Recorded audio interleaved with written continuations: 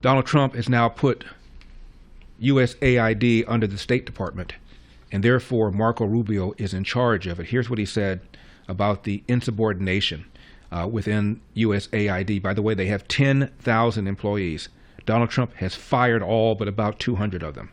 Number 14. You're now the head of USAID. The head of Doge, Elon Musk, called USAID a criminal organization and added that it is time for it to die. Do you agree with that? They have basically evolved into an agency that believes that they're not even a U.S. government agency, that they are a global charity, that they take the taxpayer money and they spend it as a global charity, irrespective of whether it is in the national interest or not in the national interest. One of the most common complaints you will get if you go to embassies around the world from State Department officials and ambassadors and the like is USAID is not only not cooperative, they undermine the work that we're doing in that country. They are supporting programs that upset the host government for whom we're trying to work with on a broader scale and so forth. So they're completely unresponsive. They just don't consider that they work for the U.S. They just think they're a global entity and that their master is the globe and not the United States. And that's not what the statute says, and that's not sustainable. Can it be reformed, or does it need to die? Well, that was always the goal, was to reform it. But now we have rank insubordination. Now we have basically an active effort where their basic attitude is, we don't work for anyone, we work for ourselves. No agency of government can tell us what to do. So the president made me the acting administrator.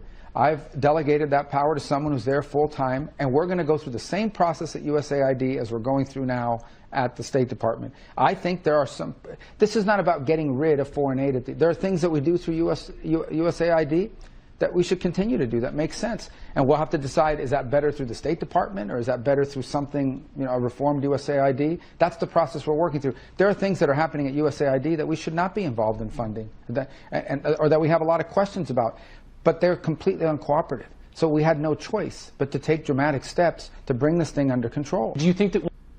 And get this, it's a little complicated, but USAID has been funding, quote, news organizations, close quote, around the world, some of whom have been writing stories, fake stories, about how Donald Trump was in bed with the Russians. And some of these stories were used by Donald Trump's enemies to impeach him. Michael Shellenberger explains this. Number 2.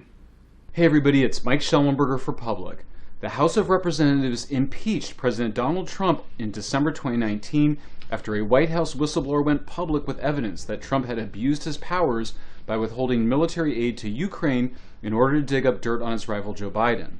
In the complaint, the whistleblower claimed to have heard from White House staff that Trump had, on a phone call, directed Ukrainian President Volodymyr Zelensky to work with his personal attorney at the time, Rudy Giuliani, to investigate Joe Biden and Hunter Biden. The whistleblower who triggered the impeachment was a CIA analyst who was first brought into the White House by the Obama administration.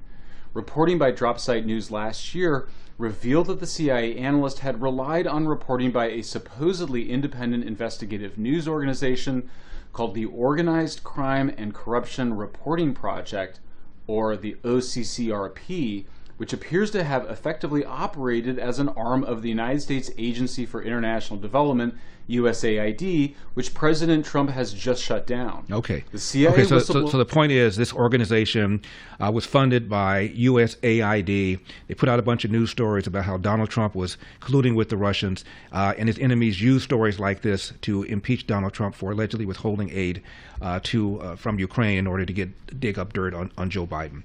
Again, the fingerprints of USAID all over that.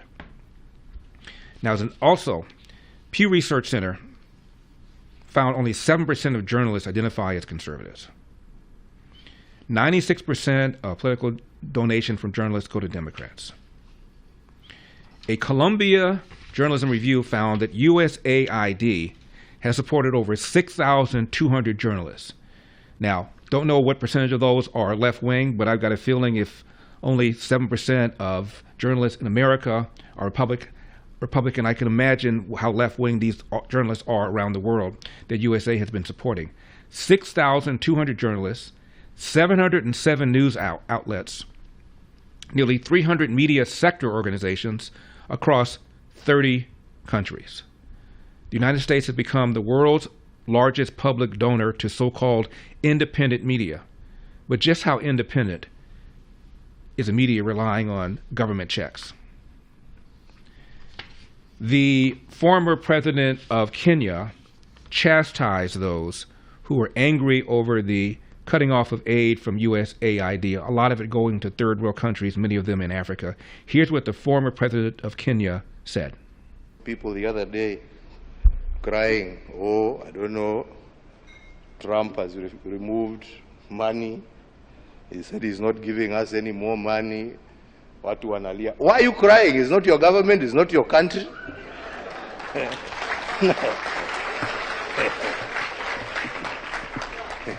He has no reason to give you anything. I mean, you don't pay taxes in America. He is appealing to his people. Shauri yenu bana. This is a wake-up call for you to say, okay, what are we going to do to help ourselves? Instead of crying, tujiulize, what are we going to do? Haya ametoa hiyo pesa, sasa tutafanya namna gani jameni? What are we going to do? Yeah? To support ourselves. Because nobody is going to continue holding out a hand there to give you. It is time for us to use our resources for the right things. We are the ones who are using them for the wrong things. Thanks for watching these clips from The Larry Elder Show. If you enjoyed this content, be sure to subscribe to my channel and hit the bell icon so you never miss a moment.